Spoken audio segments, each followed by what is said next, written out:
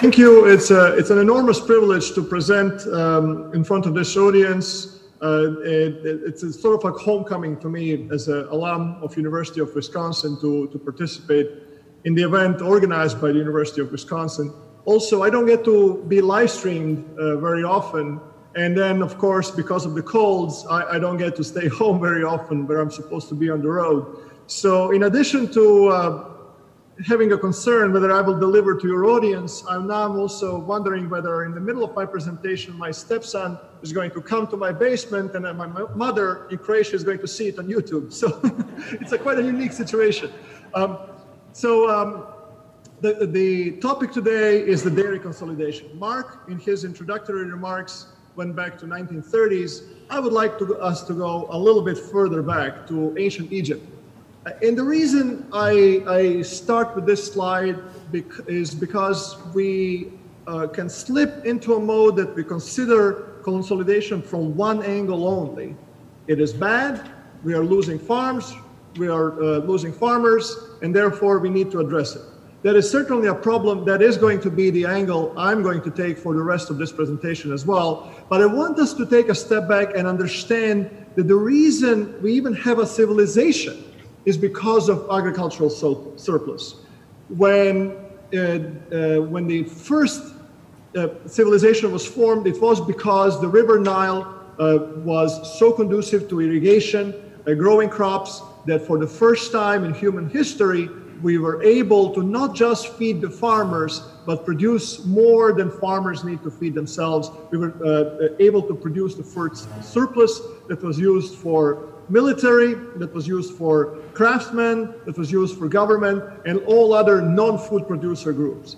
In the same way, in the modern day, when we need less labor in agriculture, those young men and women can become artificial intelligence engineers. They can be astronauts. They can do all kinds of new occupations that did not even exist maybe 20 or 30 years ago. So in general, consolidation in agriculture was a source of wealth to us, not just a problem. So with that in mind, let's see what happened in the last few years in the upper Midwest, in Wisconsin, and what were the causes behind that. So looking at the data from Minnesota and Wisconsin month by month over the last 10 years, we see really that there were two rises in the exit rates. We had the first increase in exit rate around year 2014. This was the year that had exceptionally high prices. Cattle prices were good, and some people were saying, you know, this may be a good time to retire. I can get a good money for my cattle. I can get good money for my land if they were selling land. And I was going to retire in a year or two anyway. This may be the time to do it. So that's what explains the 2014 increase. Orange is Wisconsin, blue is Minnesota in this chart. But then came 2015 and 16 and 17, and it seems like a never-ending agony of prices that are not historically low, but they are just not enough to make ends meet. And then for a while, you can see that the exit rate, the number of farms exiting versus the year before, it actually went down. Those same people that were close to retirement are now saying, were saying in 2015, 2016, this is not a good time to retire. Cattle prices are low, milk prices are low. Let's wait a little bit. Unfortunately, the waiting time was over. And in 2018, you can see that we reached over 9% in Minnesota, or almost 8% in Wisconsin, the rate that has not been recorded in recent history. And if you read the newspapers, the best advice to U.S. dairy farmers, sell out as fast as you can, or even more dramatic ones. Dairy farming is dying. That was written by one organic dairy farmer that decided to leave the industry. Dairy industry is now reporting on a month-to-month basis how many cows did we lose in Wisconsin and Minnesota. And then, of course, there are some more colorful advices. Dairy farmers should consider marijuana industry. They did not say that whether it's a form of a treatment or an alternative business model, but in any case, you can see it by reading at the newspaper that the situation is tough. So let's take let's see how well these recent exit rates correspond to what we've seen over the last few decades. As Mark indicated, consolidation has been with us over our entire career lifetime, over his entire career, over everybody's in the room. And you can see that in 1965, the left chart here, these are numbers for United States. We had over 1 million dairy farms in the United States. And then the number has been exponentially declining, and we now have just under 40,000 dairy farms. We will get the latest data in a few weeks by USDA. The red line is the current, most recent Wisconsin exit rate, January 1st, 2019 versus January 1st, 2018. And you can see that even by historical standards, this is really high. We had, in the last 40 years, only 1 year with exit rate higher than this one. I believe this was 1987 that we see here. And to find the exit rate of 8% a year, you would need to go back to the 1970s and 1960s. Back in the day, farms were diversified and maybe had just a few cows in addition to other livestock and crops. And in the 60s and 70s, they were deciding which crop to specialize in. In the 1980s, it was also the case of dairy surplus, but that was the year when the federal government instituted what's called a whole herd buyout, incentivizing producers to leave the sector, sell their herd, do dispersal sales to reduce the surplus. And we have no such policy this year, or we did not have it in the last few years. What's happening now, bankers are basically pulling the plug in some dairies. We don't have the data, but I would be willing to bet that most or a large share of the exit rates that the exits that we've seen in 2018 were not voluntary exits. They were not timed, planned retirements. There were people that had no choice. They were given no choice. They had to exit the industry. And YouTube is full of videos of farms discussing their last days milking, and it's a tremendous emotional stress when the only life many producers knew is going away. So what are the causes behind it? You know, we economists by vocation are not allowed to have a heart. So we have to now step back from the compassionate look at this and look at hard numbers. So let's see what the hard numbers are telling us.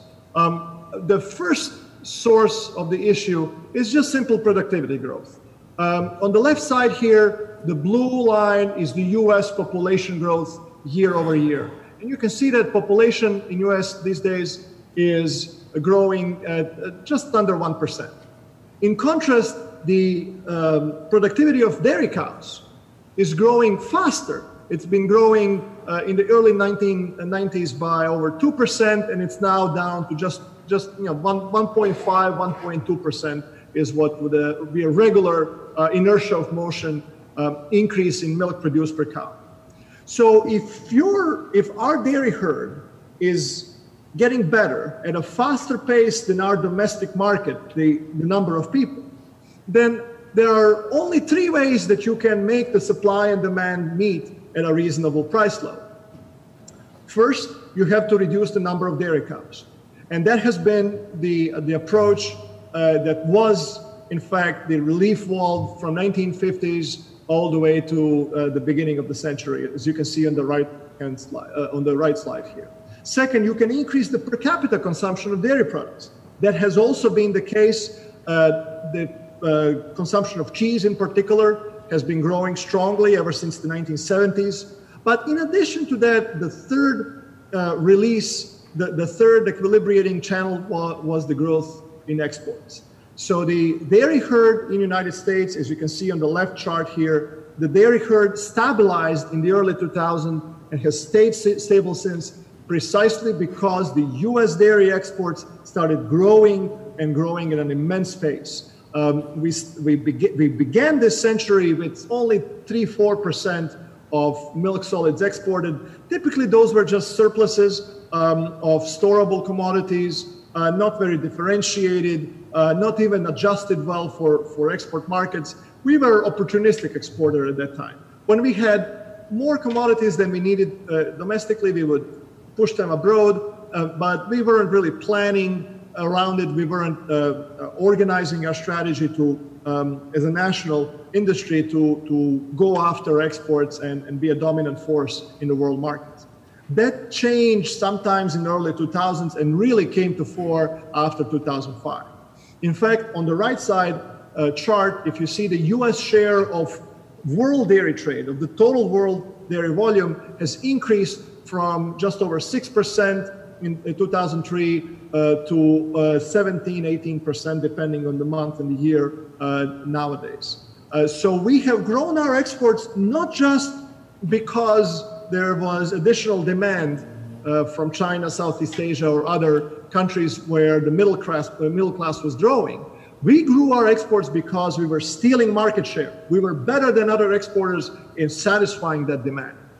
It started when Europe abolished the export subsidies in the early 2000s, but unfortunately it also came to a halt with another event that is due to European Union. In April 1st, I believe it was 2015, European Union, after 30 years, told dairy producers, guys, you can make as much milk as you want. No more supply management in Europe. And then we had a tremendous growth in the milk supply in Europe. The speaker that will present this afternoon from Limling & Associates will address that in a deeper level of detail, so I will not go there in this talk. But just so you understand that we had this window of opportunity from 2003 or 4 through 2015 when our exports grew a lot, and that kept the dairy herd stable, kept consolidation at bay. We like to say in the dairy industry that all our cows work for exports 1 day a week. There's over 1 million dairy cows in the United States that we would not need if it weren't for dairy exports, out of 9.4 million cows. But it's even more important. The exports are even more important. On this chart, if you look between 2007 and 2014, 80%, almost 80% of all incremental milk solids, skim solids produced, so all the growth in the milk production, 80% of all the skim solids found its way abroad. 1 in 3 butterfat pounds also was exported. That came to a halt sometimes in 2015. If you're looking for one number that would explain the dismal milk prices over the last 4 years, the increase in consolidation rate, etc., that number is 18%. That number is the smaller share of incremental milk production that found its way abroad. So the exports are a part of the problem, if you will, or to put it differently in more positive terms, in order to arrest consolidation, in order to keep the dairy herd in the United States at a stable level, we will need to redouble our efforts to export. And U.S. Dairy Export Council is working on that. They have a strategy called the next 5%, basically going up to 20% of milk solids exported over the next few years. And should they succeed, that will be a big contributor towards resolving the current crisis. However, there are some headwinds that will be hard to overcome when it comes to dairy exports. Take a look at geopolitics of trade. We don't need to go into details and explain in granular level what EU is doing with each and every one of these countries. Just count the number of dots, count the number of these little rectangles. They are the new free trade agreements, either finalized or in the process of being negotiated with different countries. And you can see many of them in the column next to European Union, many of them being negotiated by New Zealand and Australia. What is US doing? Something else. We are busy tweeting, and we are not really signing new free trade agreements. And that means that we will quickly lose competitive advantage we had with some markets where we had preferential access. I'm thinking Japan, South Korea, and we will be out of the new clubs now being formed, Trans-Pacific Partnership, etc. This does not bode well for U.S. dairy exports, unfortunately. I wish the situation was different. But then you have trade wars on top of that. And to understand the trade wars, it's easy enough to say that Washington is irrational. That doesn't really explain much. We need to situate the burden faced by agriculture in current trade wars in a broader picture. What is going on with trade? What would explain the current federal policy actions when it comes to trade? What would infuse them with rationality? So over the next few slides, I'm not going to present my own views on what I think we should do, but my own views on what I think is being done, or at least my best understanding or attempt to endorse or infuse the federal policy with rationality that sometimes is not well communicated or appears to be lacking from their communication channels. So first, let's see how big dairy exports are in an overall trade picture. So I'm showing here the imports are red, exports are green to Mexico and China. Now I'm going to put the overall agricultural exports next to dairy. And you tell me whether you still see dairy. You see, the dairy is just a small part of the overall ag picture going on with trade. Now I'm going to put the entire trade with Mexico and China next to ag, all to the scale. And tell me if you still see ag. Not only did the dairy disappear, but the ag is so small relative to the overall trade exchange with Mexico and China. What I'm trying to communicate with this picture that the trade wars are really not about agriculture. We are the collateral damage. There is something bigger going on here, and it's again, the next level explanation would be, well, they're trying to rebalance the trade, trying to make the trade more fair to the United States, give us more market access. And that answer satisfies up to a point, but I think there's a bigger picture still to understand. United States is facing a radically different outlook going forward than just 20 or maybe 30 years ago. 30 years ago, it was a battle of the empires, United States versus Soviet Union. 30 years ago, we depended heavily on energy imports from rather unstable regions in the Middle East. We are about to become energy independent, in fact, start exporting both oil and natural gas. We were always food independent, but we did not really have enough labor to manufacture all the consumer goods that we wanted. But now we'll have robots pretty soon. Artificial intelligence, it will be, Watson, print me a toy. And then, 3D printer is gonna, I'm caricaturing a little bit, but what I'm trying to say that we are moving into a new age where we don't need energy from abroad. We don't perhaps need to the extent as large as before, the labor from abroad for producing goods we need, and we don't have a foe, the major ideological foe as before. And in that setting, perhaps the current federal policy reflects this thinking that trade is no longer as beneficial to us as before. And certainly the share of US GDP that is earned through exports is much smaller than other industrial countries when you look at Europe or Australia or New Zealand.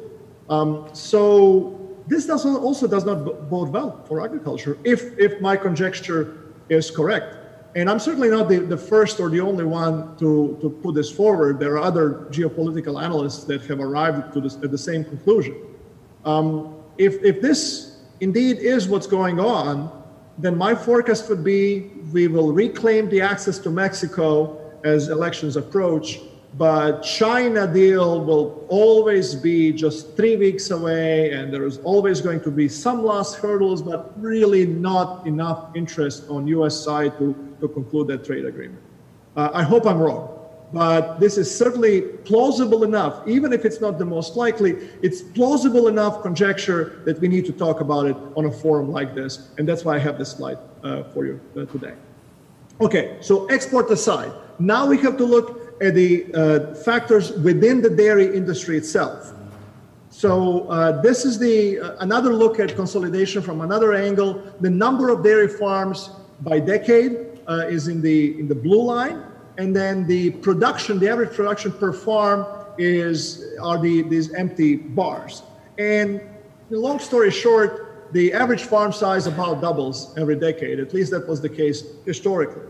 So consolidation is not a new concept to us.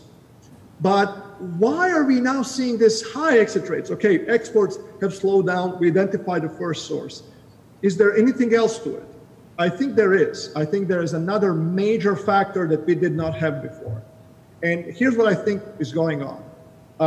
First, I'm going to go through the chart, and then we'll go through my bullet points on the left side. Let's see the importance of farms by size over the last 30 years. So the farms up to 200 cows peaked in their importance as a percentage of U.S. dairy herd in mid-1990s. The farms by 200 to 500 cows peaked almost 2 decades ago at 18%, and their percent of U.S. dairy herd has been declining since. Farms up to 1,000 cows, they peaked about almost 15 years ago. In fact, even farms up to 2,000 cows peaked in importance over a decade ago. The only category that is rising and rising fast are farms over 2,000 cows. These are the categories presented by USDA. It would be interesting to separate the black category into 5,000 cows or more before. I think we would find additional insights there. So what's new, what's different here? Well, first, we can no longer talk about large farms. We have to talk about agribusinesses. These large farms these days, they end up having multiple sites, and then which are organized into systems, which means that maybe one farm holds the hospital pen, the other one, maybe down south, takes care of heifer raising, etc.